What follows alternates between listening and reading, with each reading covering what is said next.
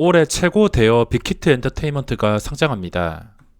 SK 바이오팜과 카카오게임즈에 이어서 초대형 종목이 상장하는 것인데 이 종목에 대한 관심이 커질 수밖에 없습니다.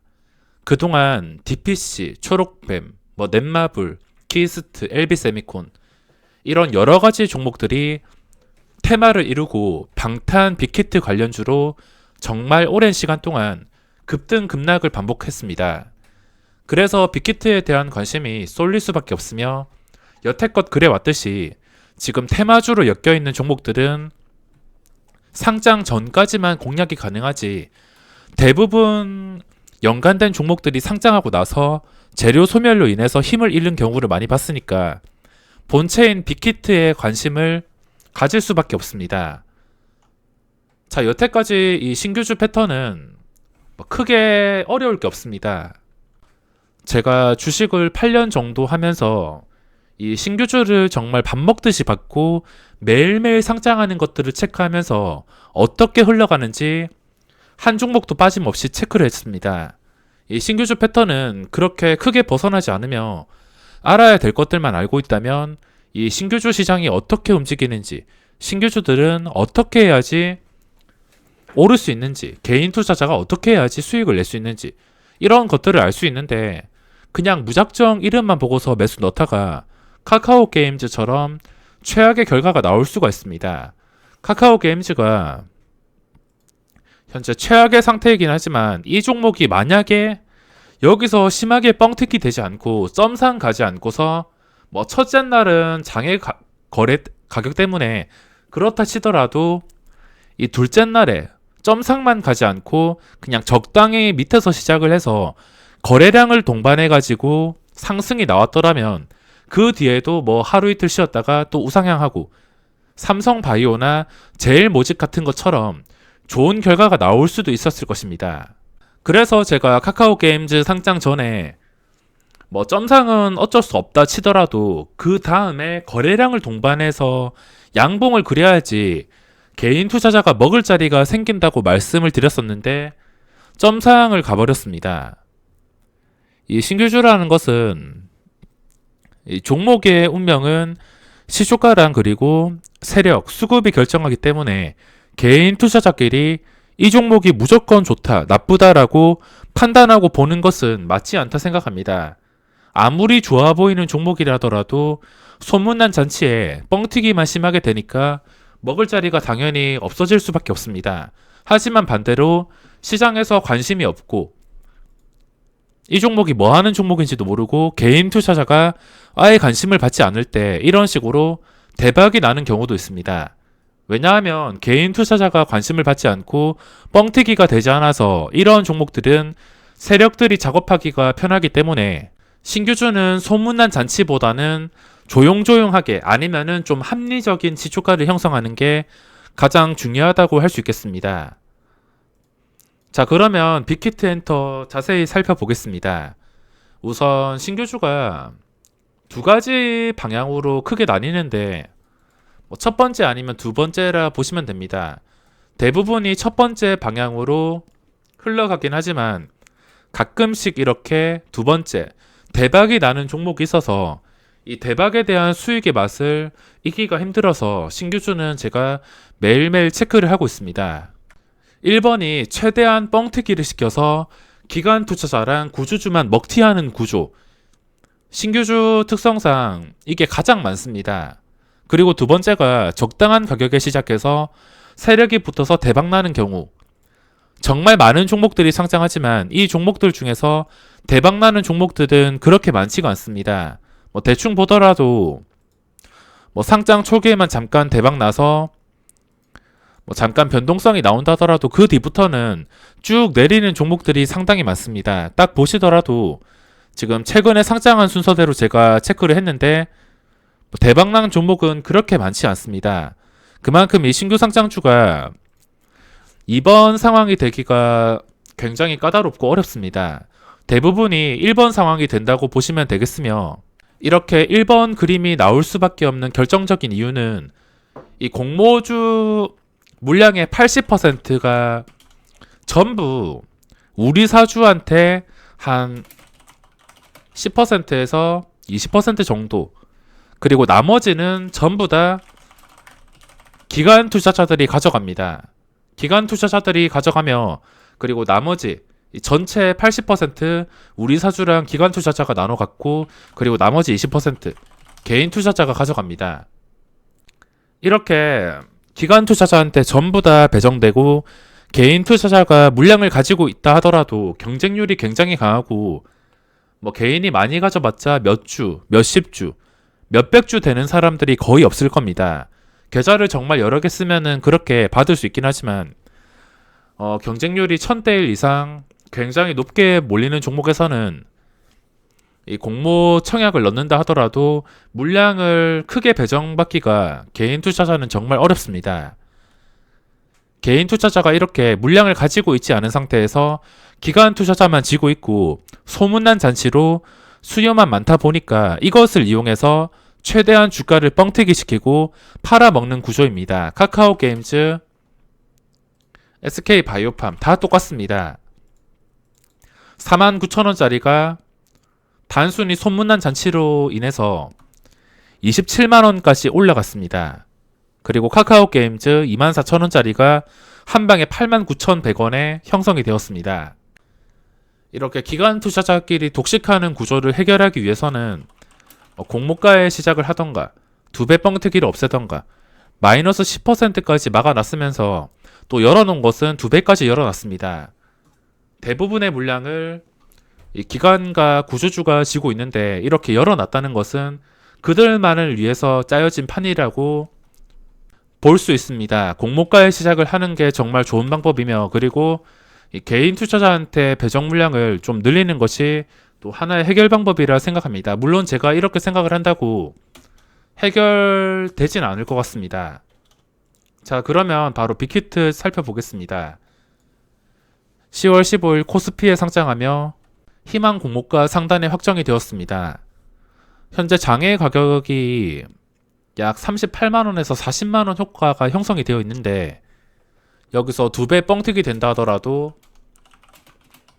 27만원 정도, 여기서 2배 뻥튀기 된 다음에 점상 가버리면은 아마 상한가에 매수 주문이 많이 들어올 것 같습니다. 그렇다 하더라도 35만 1,000원 정도가 됩니다. 첫날에 이렇게 끝날 가능성이 상당히 높아 보이는데, 이렇게 끝난다 하더라도 장외 가격보다 낮기 때문에 뭐 카카오 게임즈랑 비슷하게 흘러갈 가능성이 상당히 높은 상태입니다. 돈을 쉽게 벌 수 있는 방법은 청약을 넣는 것입니다. 어차피 청약 넣고서 물량을 뭐 그렇게 많이는 배정을 받기 힘들겠지만, 그래도 청약을 넣어서 13만 5천원에 받게 된다면 어째 되었든 간에 뻥튀기가 될 것이고, 높은 가격에 팔아 먹을 수 있습니다. 뭐 과자값이라든지 용돈을 마련할 수 있다는 것인데, 돈을 쉽게 벌려면은 청약을 넣는 것이며, 그리고 정규 시장에서 이제 상장하고 나서 개인 투자자가 매수를 하기 위해서 줄을 섰을 텐데, 그 뒤부터는 돈 벌 수 있는 게 어떻게 시작을 하냐에 따라서 결정이 될 것 같습니다.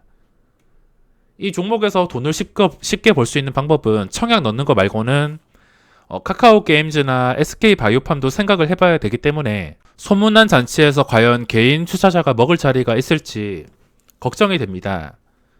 기관 투자자의 경쟁률이 약 1100대 1이 나왔으며 확약도 약 40% 정도가 나왔습니다.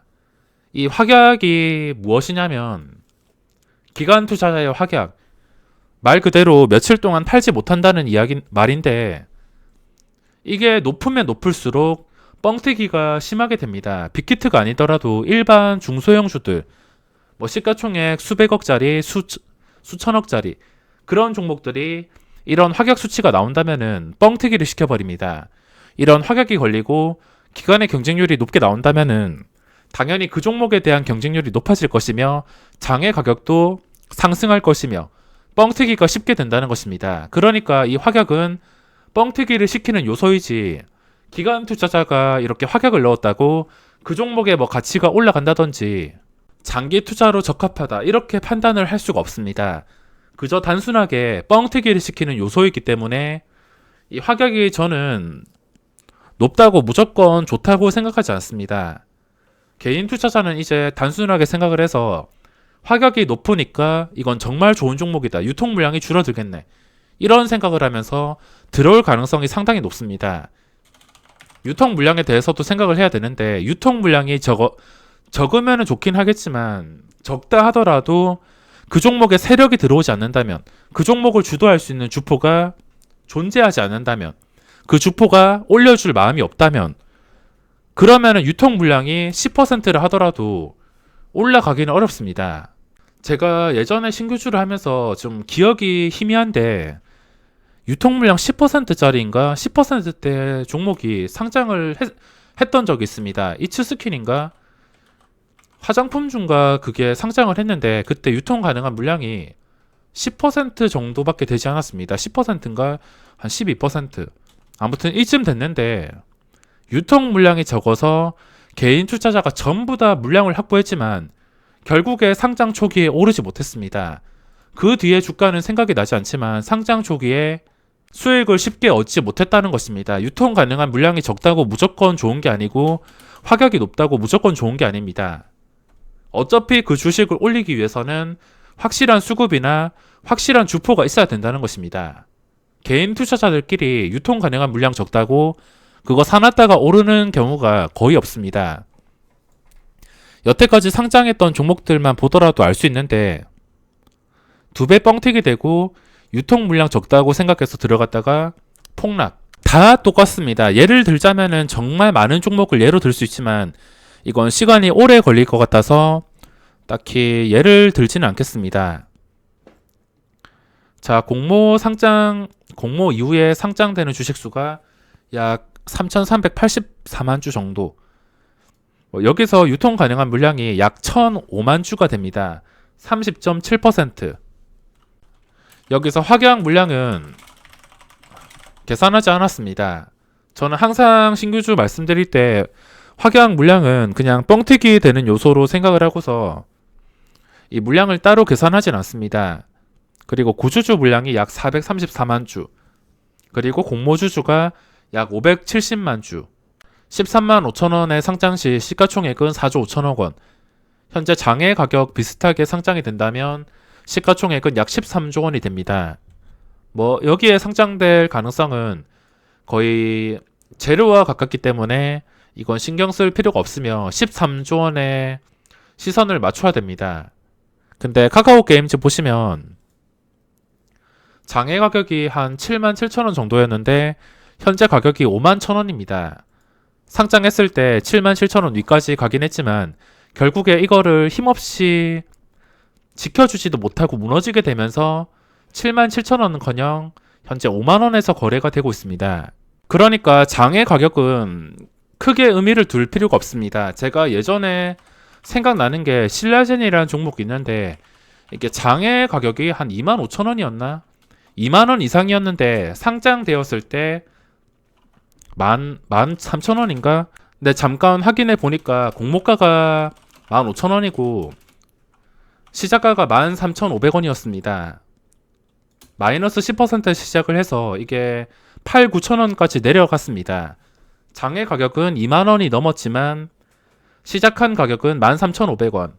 이렇게 장외 가격은 그렇게 크게 의미가 없습니다. 물론 의미가 완전히 없다고는 할 수 없지만 상장하고 나서 만약에 주가가 내려간다면 장외 가격은 77,000원이었는데 왜 밑에 서 있지? 나중에 장외 가격 회복해 주겠지. 이렇게 생각을 하면서 투자하다가 그대로 고점에 물려가지고 엄청난 손해를 입을 수 있다는 것입니다. 자, 그러면 빅히트 엔터테인먼트 이게 27만원의 물량이 엄청나게 쌓이면서 시작을 할 텐데 여기서 물량이 좀 나와 주지는 않을 것 같습니다. 카카오 게임즈도 이게 한 1300주였나? 아무도 물량을 내놓지 않았습니다. 그래서 수량 배분도 노릴 수가 없었으며 이거는 수량 배분을 만약에 물량이 나온다면 노릴 수 있겠지만 점상 갈 경우에는 27만원에서 35만원 갈 때는 선착순이기 때문에 수량 배분을 받을 수가 없습니다. 그 선착순도 개인 투자자 속도로는 그걸 따라잡기가 정말 힘들기 때문에 어떻게 보면은 포기를 해야 됩니다. 27만 원에 수량 배분을 받을 수 있는 게 아닌 이상은 포기하는 게 맞다 생각합니다. 첫날에 혹시나 거래량을 좀 크게 동반을 하면서 바로 점상 가지 않고서 뭐 20% 이상이라도 계속 거래가 되면서 엄청난 거래량이 발생하면서 상한가를 간다면은 그 다음 날에도 먹을 자리가 충분히 생길 수가 있을 가능성이 있습니다. 하지만 거래량도 없이 점상 가버린다면은 카카오 게임즈 같은 그림을 절대 무시할 수가 없습니다. 이것도 점상 갔다가 그 뒤에 최대한 개인 투자자가 살 수 있는 가격에 전부 다 떠넘기고 나서 이런 식으로 폭락이 나왔기 때문에 이 종목도 현재 재료 상관없이 얼마나 뻥튀기 되냐가 가장 중요할 것 같습니다. 첫날에는 어떻게 못한다 하더라도 첫날에 35만원 마감하고서 둘째 날이라도 10% 이하에서 시작을 한다든지 아니면은 36만원 근처에서 시작을 한다든지 최대한 갭 상승 낮게 시작을 해서 거래량을 동반해서 올려버린다면은 개인 투자자도 먹을 자리가 생길 수가 있습니다. 물론 그 먹을 자리도 쉽지가 않을 것입니다. 이 수급이 어떻게 되냐에 따라서 결정이 될 것이기 때문에 수급 체크와 합리적인 시초가를 보고서 결정을 할 수가 있습니다. 만약에 둘째 날에도 좀 높은 갭 상승이 나와버린다. 그러면은 아예 매수를 포기하는 게 낫습니다. 어차피 장기적으로 봤을 때 이 기관 투자자나 구주주는 전부 다 개인 투자자한테 물량을 넘기고서 또 힘을 잃을 가능성이 높기 때문에 너무 심하게 뻥튀기가 된다면은 그냥 포기하는 게 맞습니다. 첫날엔 어쩔 수 없다 하더라도 첫날에 거래량이 발생하면 더 좋겠지만 첫날이 아니더라도 둘째 날이 정말 중요할 것 같습니다. 둘째 날에 합리적인 가격에 시작을 해서 거래량과 함께 시초가를 지켜주면서 올라온다면은 개인 투자자도 그 다음 날에도 먹을 자리가 생길 것이고 그 뒤에도 눌림목 그리고 중요한 자리 지켜주고 여러 가지 요소로 수익을 낼 수 있겠지만 그냥 처음 개인 투자자가 매수할 수 있는 가격이 엄청난 고점이라면은 당연히 먹을 자리는 줄어들 수밖에 없습니다.